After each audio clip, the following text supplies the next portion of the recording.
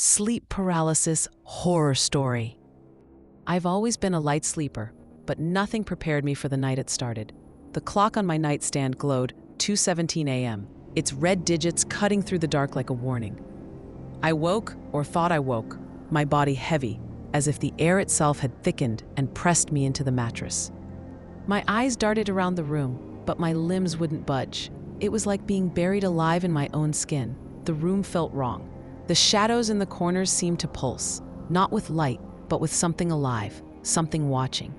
My chest tightened, each breath a struggle against an invisible weight. That's when I heard it, a low guttural rasp, like air scraping through a throat that wasn't human. It came from the foot of my bed. I tried to scream, to thrash, to do anything, but my body betrayed me. My eyes strained downward, and there it was, a shape crouched in the dark. It wasn't solid, not entirely. Its edges blurred, like smoke given form. But its eyes burned, two jagged slits of yellow light that pinned me in place. The air grew colder, sharp against my skin, and the rasping turned into words, hissed in a voice that crawled inside my skull. "You're mine." I told myself it was a dream.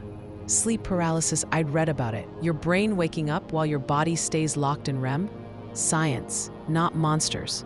But science didn't explain the way the mattress dipped under its weight as it climbed onto the bed.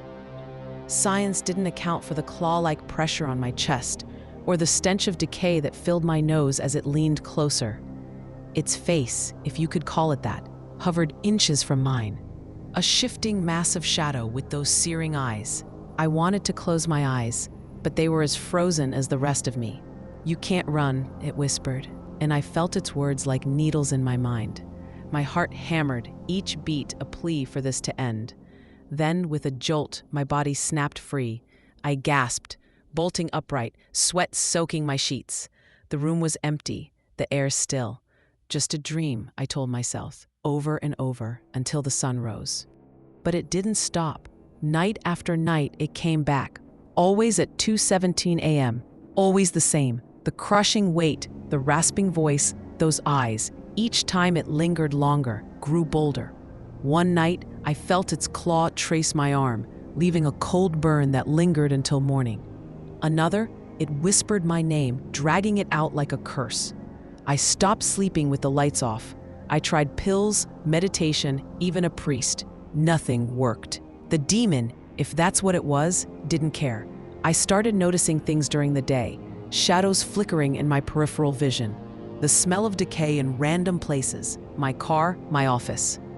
Once I found scratches on my arm, 3 thin lines that hadn't been there before.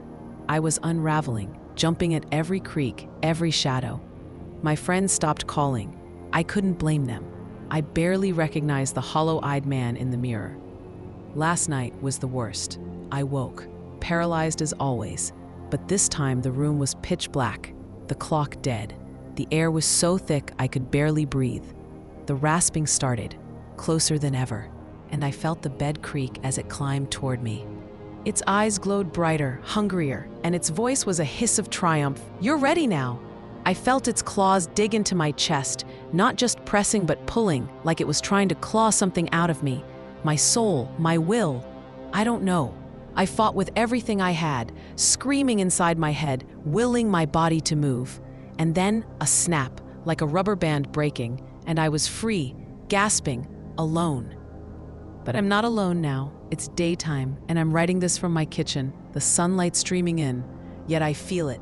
A weight just behind my eyes, a whisper at the edge of my thoughts. The scratches on my arm are deeper today, and they sting when I touch them. I don't think it's gone. I think it's waiting. And tonight, when the clock hits 2:17 a.m., I'm terrified it won't just paralyze me. It'll take me. Thanks for watching. Like, subscribe, and follow for more.